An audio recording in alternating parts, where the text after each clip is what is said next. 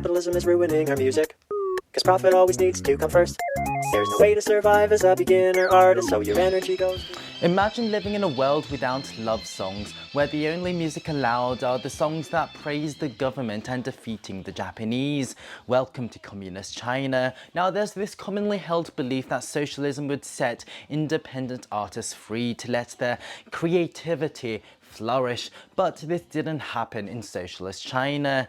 In 1942, at the Forum of Literature and Art, Mao quite conveniently spells out the purpose of literature and art under socialism. He essentially said that the function of art should unite and educate the people to fight and obliterate the enemy being capitalists. He believed that most art and literature were leftovers from capitalistic societies, and thus to have everyone freed from bourgeois thought, all art now needed to represent the proletarian ideal. No exceptions allowed. What did this mean for musicians? Well, in 1952, Mao launched a rectification movement in the field of literature and art. All artists were forced to participate. They had to examine whether their thoughts had been corroded by feudalism, capitalism, or imperialism, and if they had to undergo reconstruction. During this time, pretty much all music from almost every composer was either restricted or completely outlawed.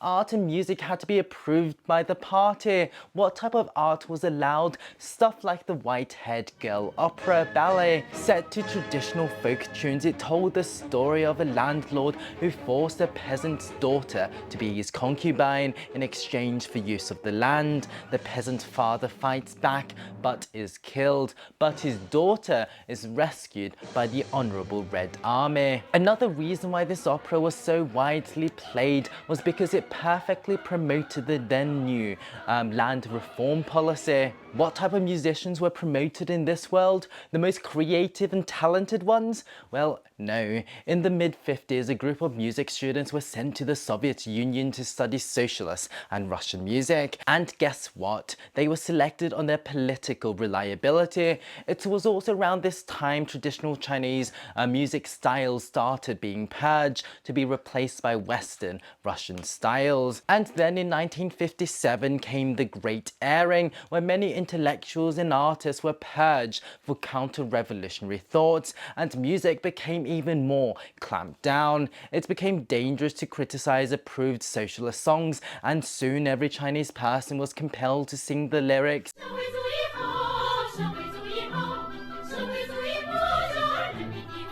Fast forward a few more years to the Great Leap Forward, we saw the emergence of socialist-style group composition. It was believed that this collectivist style of writing could write better songs than the bourgeois, Mozart and Beethoven. It was also designed to remove the individual artists from their art. How did it work? Well, a secretary of the party committee would provide a theme, usually based on a current government policy or generic love for the leader or hatred of capitalists or the Japanese, and a group of composers writing with a vigor of backyard steel workers would need to compose a concerto in probably about a week. Needless to say, they were as productive as the backyard furnaces from this time.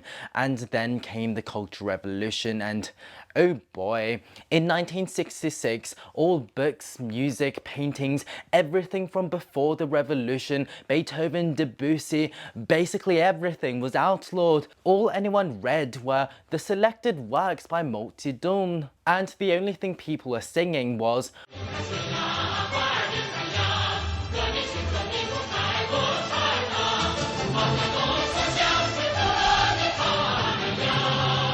Don't worry, more songs would be written in the fullness of time, mostly designed for the memorization of, well, Mao's Little Red Book. I think it's quite clear by now that the purpose of music under socialism wasn't individual creativity, but it was simply to praise socialism, the party, and the leader. This resulted in very, very few songs being allowed to be sung, and the opportunity for a normal person to make a living from writing and composing music and allowing their creativity to run free was pretty much nil.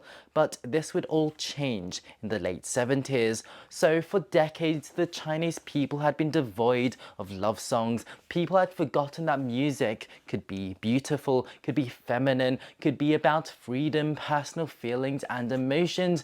And from the radio towers across the border, from across the Taiwan Strait, came Teresa Teng. Gathering around their tampered transistor radios, they heard a voice, the softest, sweetest voice they had ever heard. Used to the masculine, bellowy timbre of the propaganda operas, these emotionally starved people heard a voice like they had never heard before, beautiful, soft and breathy. Astounded by such beauty, they would risk it all, secretly recording Teresa Teng onto cassette tapes and share them with their friends and their lovers. This would be the first time millions of people would hear a love song. It would touch emotions they didn't even know they possess. And this is no exaggeration, but young girls and old men alike would burst into tears upon hearing "The moon represents my heart." The Nobel Peace Prize writer Liu Xiaobo famously said, "Teng's romantic songs reawakened our soft centers by dismantling the cast iron framework of our revolutionary wills, melting our cold, unfeeling hearts, and liberating our long suppressed human softness and tenderness." And by the 1980s, there was no turning back. Isolationist and insulated China was no more. Instead came in love, passion, rawness. Western and Japanese and Taiwanese art, music, clothes, electronics, their economic system, and even blue jeans entered China. And just for this little while, freedom and beauty had cast aside the bamboo curtain and won the battle